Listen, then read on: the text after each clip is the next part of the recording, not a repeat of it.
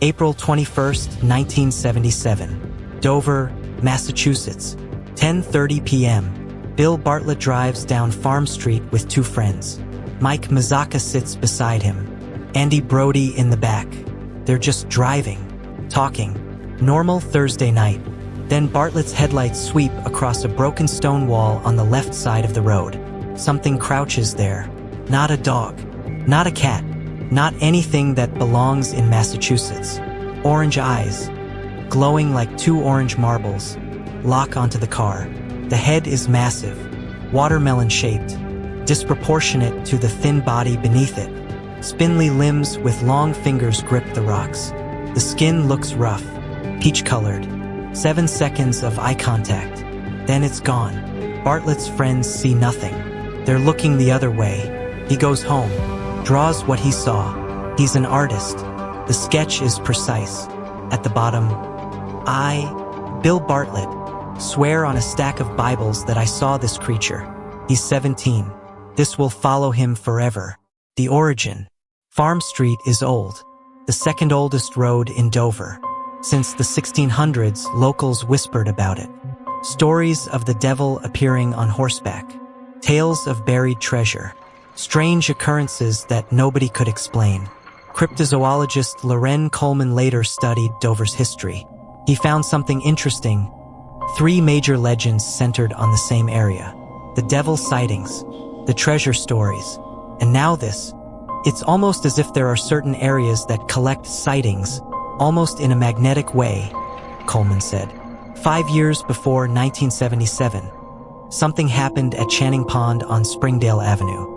Mark Senott and his friends were driving near the pond when their headlights caught something.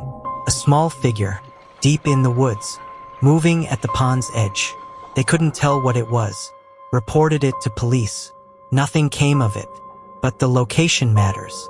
Springdale Avenue, the same street where the third 1977 sighting would occur.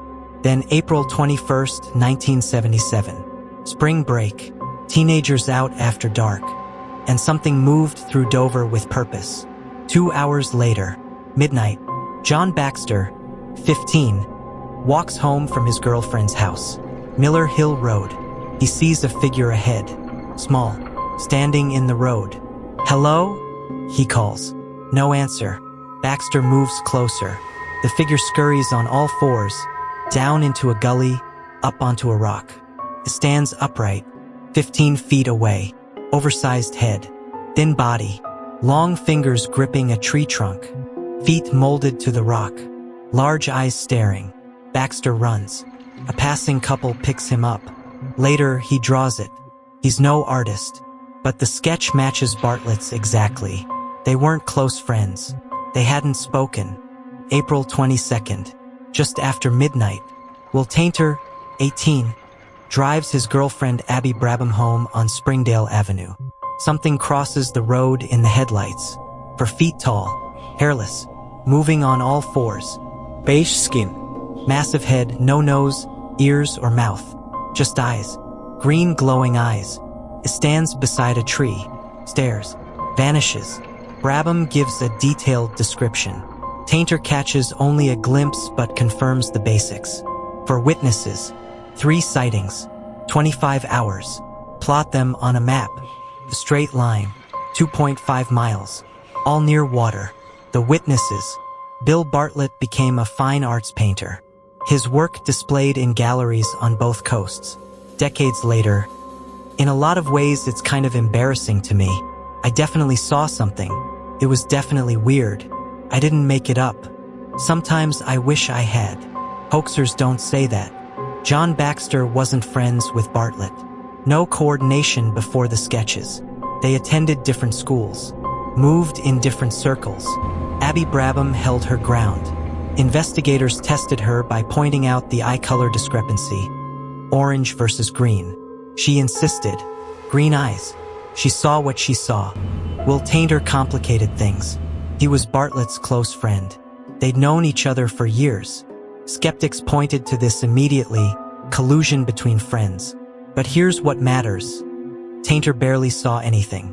He was driving, focused on the road, caught only a glimpse in his peripheral vision. Large head, tan body crouched low. Nothing detailed.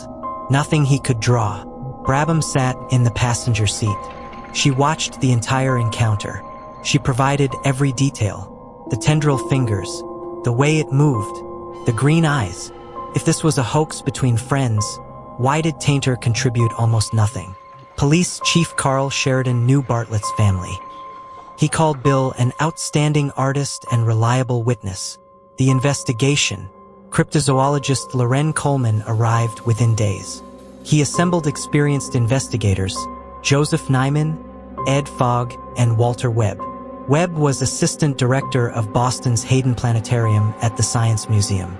They interviewed the 4 teenagers separately, then families, teachers, police, community members. No evidence of hoax. No inconsistencies in core descriptions. The creature 3.5 to 4 feet tall. Watermelon-shaped head, as large as the body. Thin neck, rough textured skin, peach or tan. Long tendril fingers. No facial features except enormous glowing eyes. Webb's conclusion: nor does it fit the known patterns of ghosts, fairies, or euphonauts. Coleman gave the case a credibility rating of 5 out of 10. His assessment: a true enigma. Coleman named it the Dover Demon. He also noticed something about the area. Farm Street had a history, centuries of unexplained phenomena. There's a large rock formation in the woods off Farm Street. Local historian called it the Polka Stone. Coleman theorized it might have been Puka Stone, after the fairy folk of Celtic folklore. 3 major legends. Same location. Across centuries. What if Farm Street sits on something? A place where the unexplained concentrates. The explanations. A baby moose. Moose were nearly extinct in Massachusetts in 1977. A calf wouldn't be 4 feet tall in April. Moose have hooves, not tendril fingers. A horse foal. No foals missing. Wrong season. Foals don't have glowing eyes or oversized heads. A mangy animal. Bartlett knew local wildlife. I know everything that could be mangy. This thing was larger. It wasn't any animal I had ever seen. A hoax. Police initially thought school vacation prank. But 4 teenagers maintained identical stories for nearly 50 years. Police Chief Sheridan said years later, "Good kids. Pretty reliable kids. Pop culture influence. 1977. Star Wars and Close Encounters. But the Dover Demon looks nothing like movie aliens. The sketches are disturbingly original. The strange details. The anatomical impossibility. A head that large on a neck that thin can't exist. It defies physics. But both Bartlett and Baxter drew this impossible anatomy independently. Before they spoke. Before they compared notes. They both got it wrong in exactly the same way. Or they both drew exactly what they saw. 0 copycat sightings. Dover is small. This made news. Local papers. Regional television. You'd expect dozens of false reports from teenagers. Didn't happen. Just 4 witnesses. 25 hours. Then silence. Coleman noted decades later, "You would expect copycat sightings, but they really haven't come up." The sightings happened April 21st to 22nd. The story didn't break until early May. 2 weeks later. By the time people read about it, the creature was gone. The straight line pattern, 2.5 miles. All near water sources. Farm Street to Miller Hill Road to Springdale Avenue. A deliberate route. The eye color discrepancy. Orange versus green. Both witnesses held firm under questioning. Headlight reflection? Different angles? Or something about the creature itself? The place. Dover wasn't wilderness. It was and still is wealthy suburb. 15 miles from Boston. This appeared in someone's backyard. On residential streets. That's stranger than deep forest sightings. But Farm Street has those stone walls. Dense woods. And that history. Coleman found 3 major legends centered there. The devil on horseback. Buried treasure. The demon. Certain areas collect sightings, he said. The 1972 Channing Pond sighting. Same general area. 5 years earlier. Maybe Dover sits on something. Place where boundaries thin. We've been wrong before about what exists out there. Mountain lions thought extinct in eastern states. Trail cameras proved they never left. But a 4-foot humanoid with an oversized head? Surviving centuries without physical evidence? Extraordinary. What remains?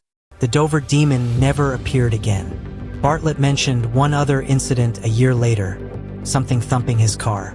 A small figure running. He's never certain. The town embraced it. The Dover Historical Society sold t-shirts. Dover Demon. Do you believe? Japanese companies made figurines. Video games featured it. But in April 1977, 4 teenagers didn't set out to create legend. They saw something, drew it, swore to it. We have the sketches, sworn statements, professional investigation by a Hayden Planetarium scientist, police reports. What we don't have is explanation. A cryptid? Where's the body? A misidentified animal? Which one matches? Mass hallucination? Why identical independent sketches? An elaborate hoax? Who benefits after 50 years of silence? The Dover demon exists between documentation and proof. 25 hours. April 1977. For witnesses, one impossible creature. Farm Street still wins through Dover. Stone walls remain. Woods stand dark. The polka stone or puka stone still sits in those woods, collecting stories, collecting sightings. Some places hold mysteries. They don't explain them. They just wait.